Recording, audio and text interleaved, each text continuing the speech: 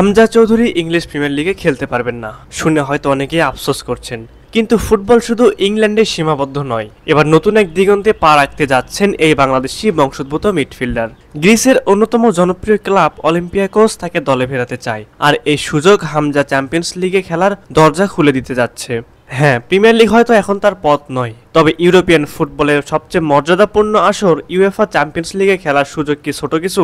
বরং অনেকেই বলেন ইপিএল এ মিড টেবিল টিমে খেলার চেয়ে ইউরোপের অন্য শীর্ষ ক্লাবে খেলে চ্যাম্পিয়ন্স লিগে অংশ নেওয়া অনেক বেশি গৌরবের। হামজা চৌধুরী লেস্টার সিটির একাডেমি থেকে উঠে এসেছেন। 2017 সালে প্রিমিয়ার লিগে অভিষেক হয় তার। ডিফেন্সিভ মিডফিল্ডার হিসেবে তার শরীরী ভাষা, টেকনিক, ক্ষমতা, গেম সেন্স সবকিছুই প্রশংসিত হয়েছে। তবে সম্প্রতি লেস্টারের অবনমন এবং অন্যান্য ক্লাব থেকে আহামরি আগ্রহ না পাওয়ায় কিছুটা আড়ালে চলে যান হামজা চৌধুরী।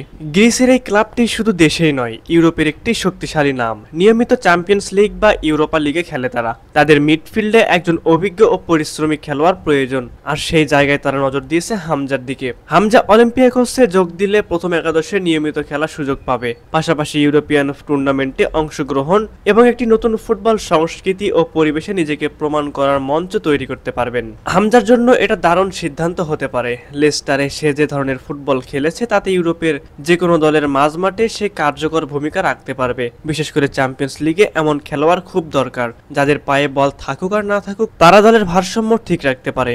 একজন বাংলাদেশি বংশোদ্ভূত ফুটবলার যদি চ্যাম্পিয়ন্স লিগে মাঠে নামে, তাহলে সেটা শুধু ব্যক্তিগত নয়, পুরো জাতির জন্য গর্বের ব্যাপার। বাংলাদেশের হাজারো ফুটবল প্রেমী তাকে দেখবে ইউরোপের জায়ান্টদের বিপক্ষে লড়তে।